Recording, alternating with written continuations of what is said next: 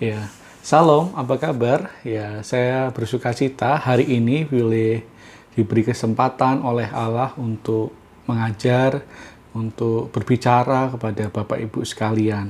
Nah, puji Tuhan, hari ini kita tinggal menunggu beberapa minggu lagi untuk memasuki new normal yang direncanakan oleh pemerintah. Kiranya kita boleh bersuka cita, tapi kita juga perlu tetap waspada. Ya, baik saudara, hari ini kita akan belajar dalam tema bulan ini ada dibentuk untuk melayani, dibentuk untuk melayani. Nah, mari kita belajar mengapa kita perlu mengembangkan talenta kita kepada Tuhan untuk melayani Tuhan. Oke, sebelum itu mari kita berdoa, kita meminta pertolongan kepada Tuhan. Tuhan yang baik, kami mengucap syukur buat cinta-Mu yang menolong kami. Hari ini kami boleh diperkenankan di rumah-rumah untuk beribadah, dan hari ini pada akhirnya kami boleh mendengar firman Allah. Tuhan tolong kami, Tuhan pimpin kami, supaya kami mengerti, memahami apa yang menjadi kehendak Allah saja. Terima kasih Bapa, hamba-Mu terbatas, hamba-Mu tidak mampu, tolong kami Yesus, sehingga kami mampu menjelaskan sesuai dengan firman Allah, apa yang menjadi perkataan firman Tuhan saja yang keluar, sehingga kami mengerti. Dalam nama Yesus kami berdoa. Amin. Ya, Bapak Saudara, silakan membaca Matius pasal 25 ayat yang ke-14 sampai ayat yang ke-30. Bapak Saudara bisa mempause video ini dan kemudian membaca silih berganti. Nah, Bapak Saudara, beberapa waktu lalu ada seorang ibu yang cerita kepada kami tentang dua orang anaknya. Anak yang pertama dia bercerita begini, Pak Pendeta, anak saya yang pertama itu dia hanya bisa main tamborin saja. Beda dengan anak saya yang kedua. Yang nomor 2 itu, pinter. Main musik, main bass, main gitar, main keyboard, main komputer. Bisa jadi WL, bisa jadi singer dia. Wah, pokoknya pinter anak yang nomor 2. Yang anak nomor 1 ini, ya cuma jadi ini aja. Cuma jadi tamborin saja, penari saja di gereja. Wah, saya bilang, ya nggak apa-apa, yang penting fokus saja untuk memuliakan nama Tuhan. Nah, yang penting dipakai semaksimal mungkin untuk melayani Tuhan. Baik saudara, kita semua tidak bisa membedakan. Kadang-kadang kita tidak bisa menyamaratakan antara diri kita, membandingkan diri kita dengan orang lain. Ya. Kita semua memiliki talenta, kita semua memiliki karunia dari Allah yang dipersiapkan satu dengan yang lain berbeda untuk saling melengkapi. Satu dengan yang lain berbeda dipakai untuk memuliakan nama Tuhan. Itu yang penting. Ya, kita tidak perlu membandingkan diri dengan orang lain. Jika membandingkan diri dengan orang lain, kita bisa kelelahan karena kita bersaing jatuhnya. Atau ketika kita membandingkan dengan orang lain, kita bisa kehilangan sukacita karena kita menganggap diri kita rendah. Aduh, kenapa ya aku nggak bisa main keyboard? Padahal itu bisa. Ya, talenta kita bukan di situ. Ya. Kok orang lain bisa menggambar, saya enggak ya? Talentanya di situ. Wah. Kita tidak perlu membandingkan diri kita dengan orang lain sehingga kita tetap bisa bersukacita dengan talenta yang Tuhan berikan kepada kita. Ada seorang bernama Walt Disney. Saya mau cerita satu orang ini. Walt Disney ini sebetulnya orang yang terkenal. Dia produser, dia orang yang membuat film dan pemain sandiwara yang terkenal. Suatu kali Walt Disney sebelum terkenal, dia sebetulnya dilahirkan dari keluarga yang miskin.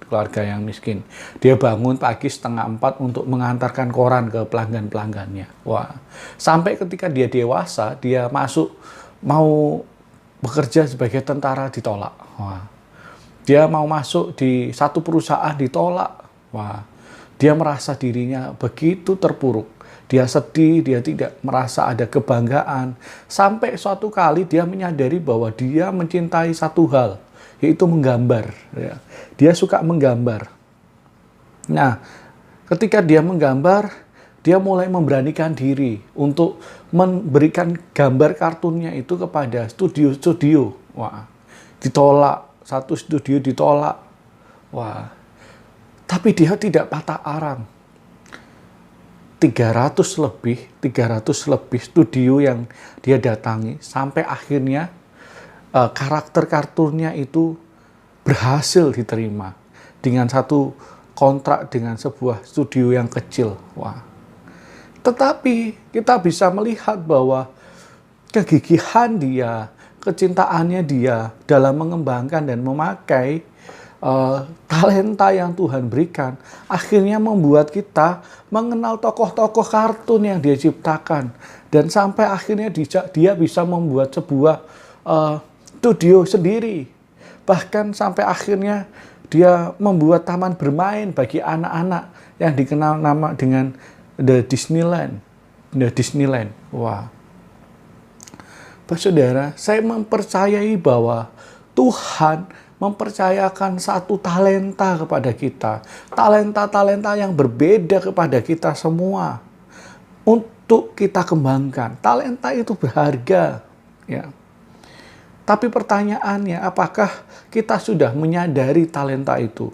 Yang kedua pertanyaannya, apakah kita sudah memakai secara maksimal? Dan yang ketiga, jangan-jangan talenta itu mungkin belum kita sentuh. Atau belum kita sadari, belum kita kenali.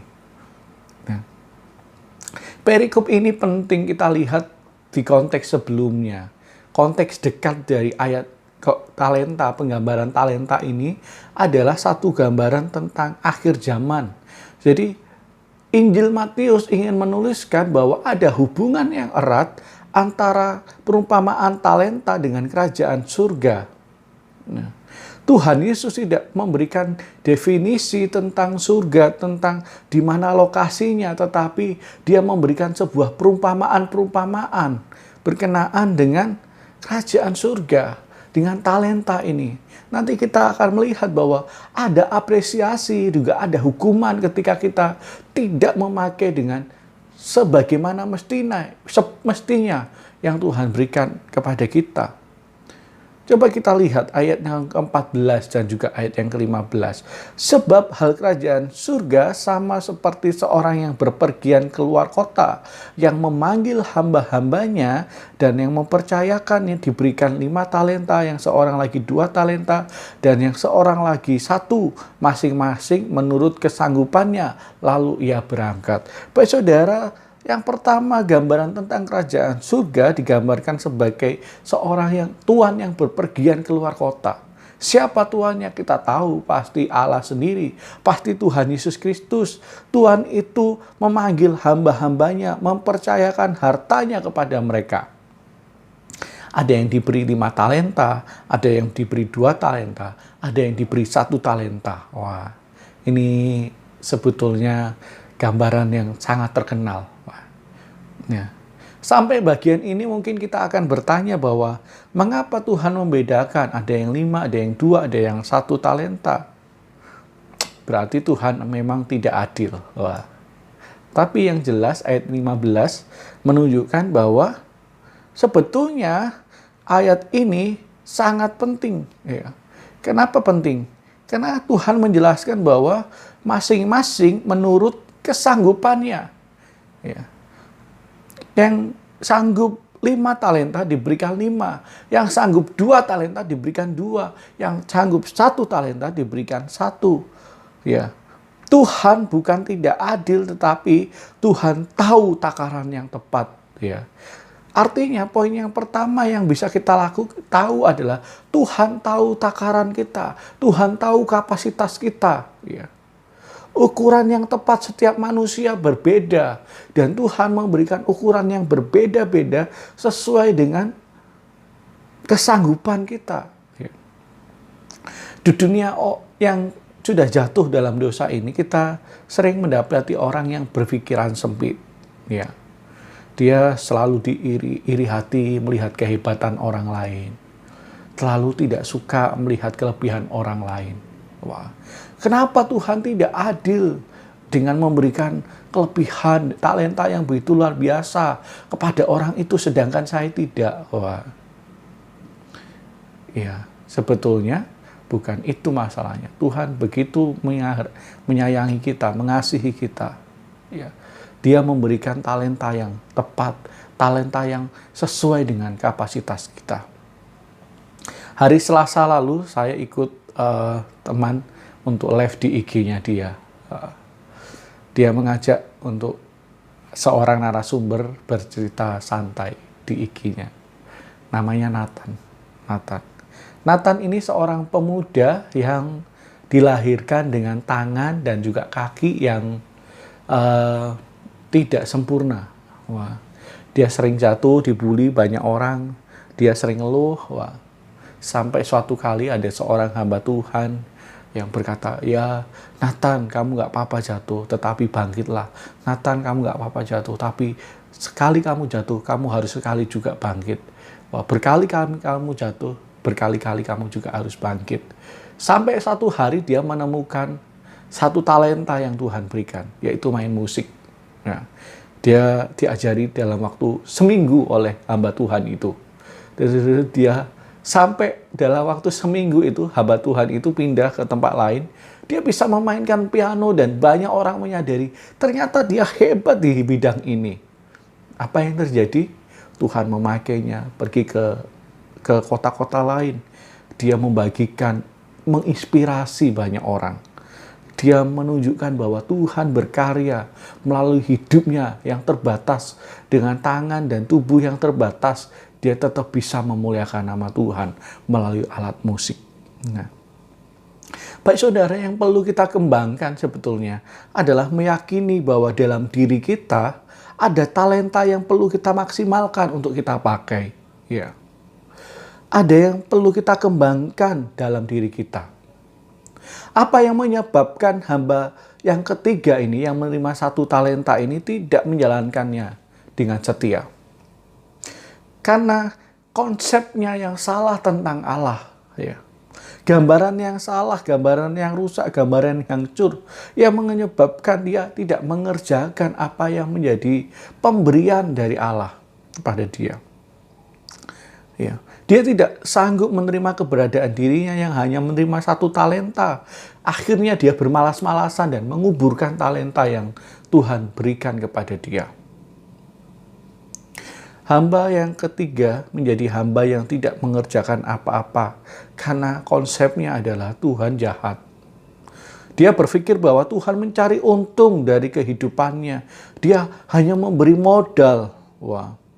Lalu yang bekerja adalah hamba yang ketiga ini. Membanting tulang, bekerja keras, dan kemudian Tuhan datang menagih serta bunga dengan bunganya. Ia takut diperalat, takut dimanfaatkan oleh Allah. Ya, takut rugi, seperti ada banyak orang menghitung rugi untuk melayani Tuhan mungkin. Ya, tapi ini konsep yang salah, buat saudara.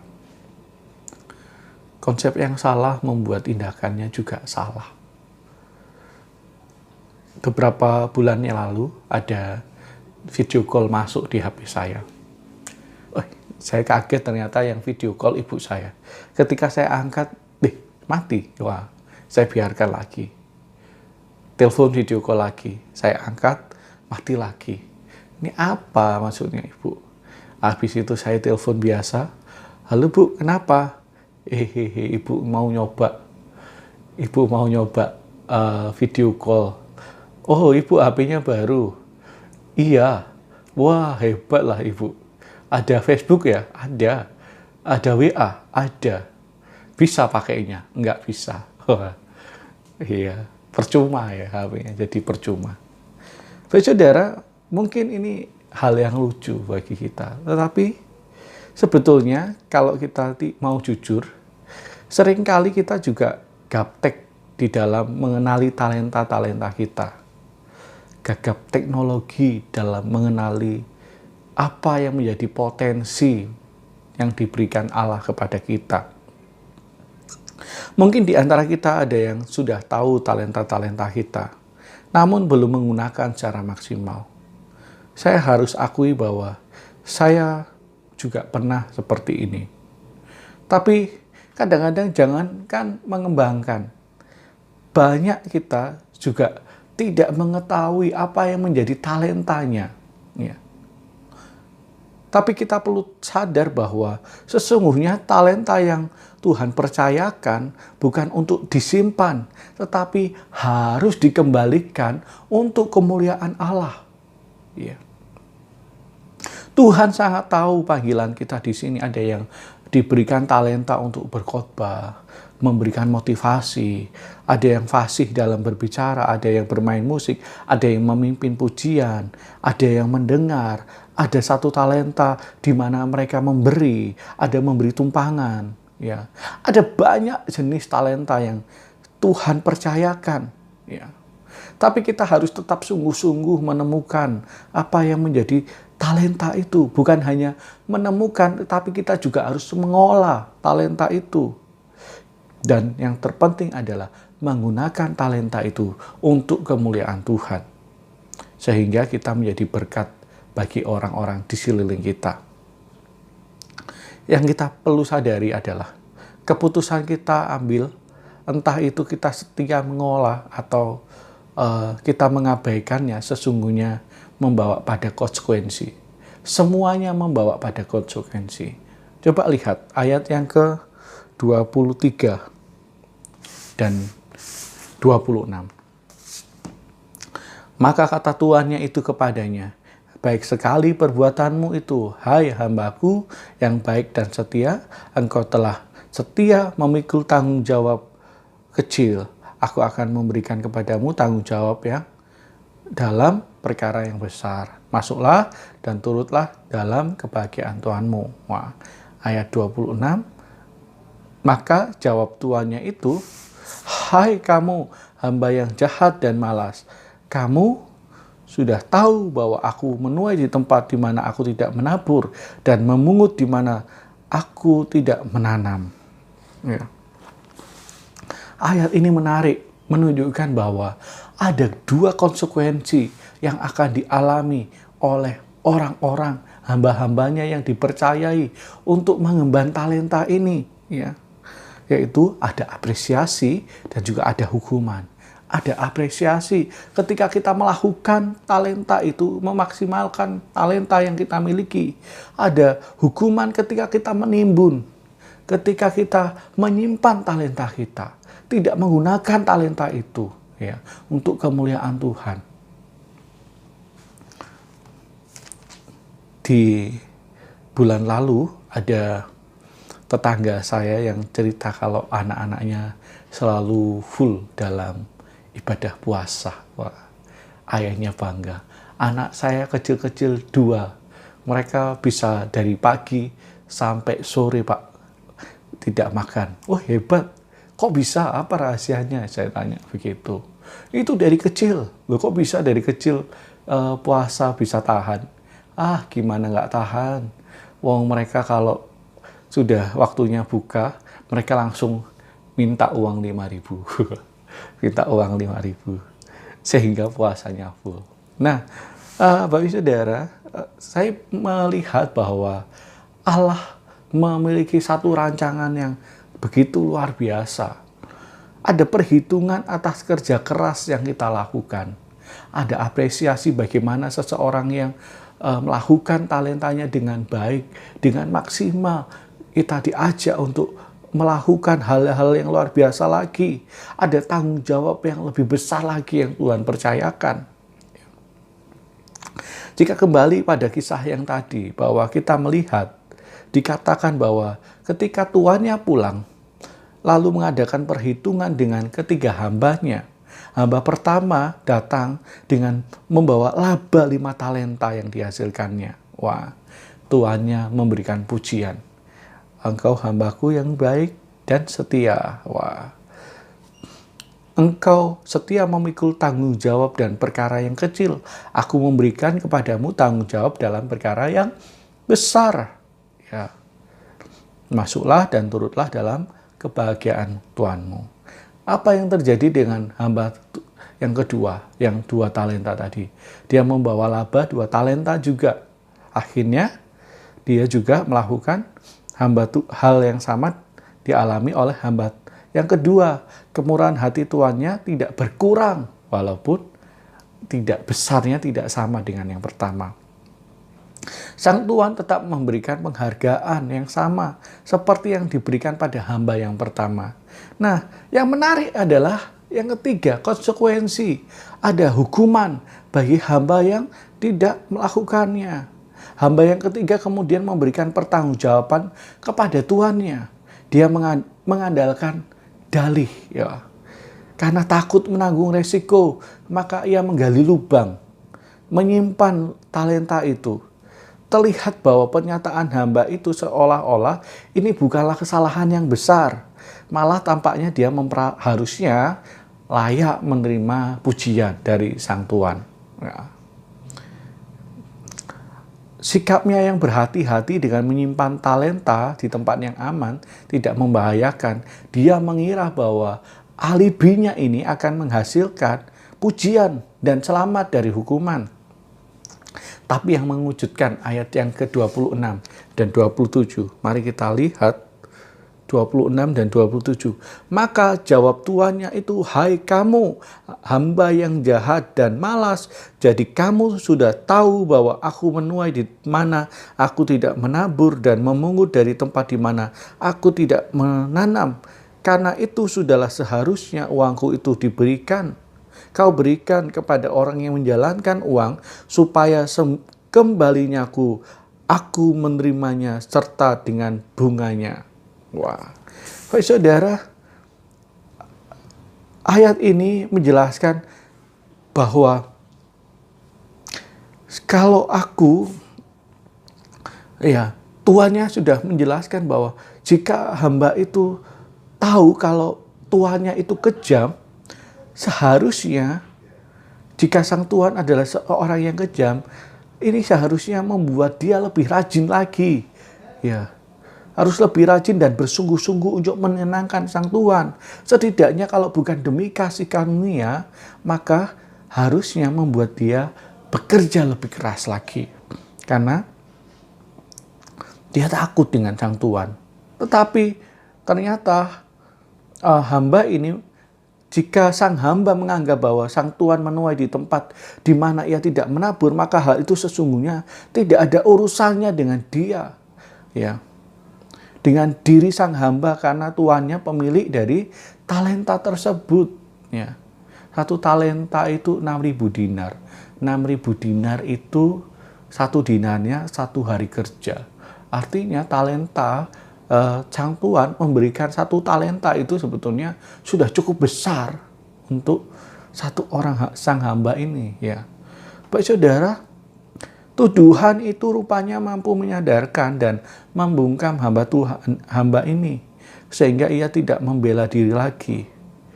Hamba yang diberikan kepercayaan ini telah menyia-nyiakan kepercayaan tuannya. Ya. Sebab itu dia layak untuk menerima konsekuensi. Ada seorang jemaat yang mendapat pekerjaan di perusahaan, di satu perusahaan tahun lalu. Ketika dia baru diterima kontrak kerja selama 1 tahun, dia senang. Wah, senang saya. Wah, puji Tuhan dapat kerja. Wah. Tapi hari demi hari, minggu demi minggu, dia selalu melanggar. Ada saja pelanggaran yang dibuat. Minggu pertama lupa bawa kaos, akhirnya dikenain SP1. Minggu kedua main-main pakai roda di perusahaan, kena SP2. Sudah di SP2 main-main lagi. Wah, disuruh kerja untuk di hari raya Idul Fitri. Dia menolak karena dia harus libur. Masa tanggal merah masuk, akhirnya dia dikeluarkan. Dia walaupun dia bandel, ketika dia dikeluarkan, dia kecewa.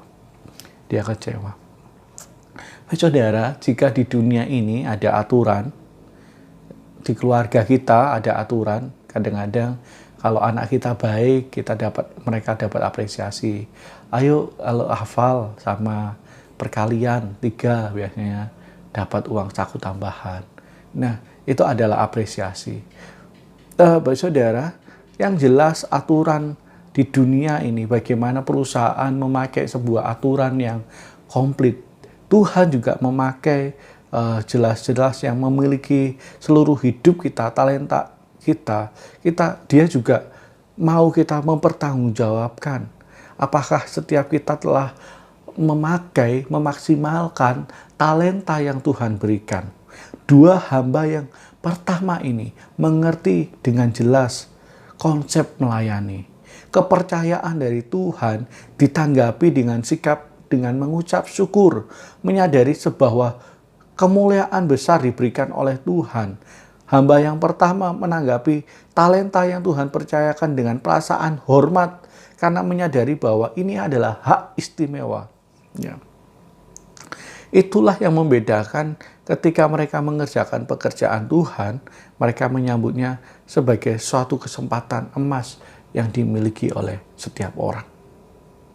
Ada seorang pengkhotbah berkata begini, prinsip dalam pelayanan bahwa di dalam gereja tidak seorang pun datang untuk menolong, membantu Tuhan, melainkan untuk belajar dan melayani, berkorban bagi Tuhan.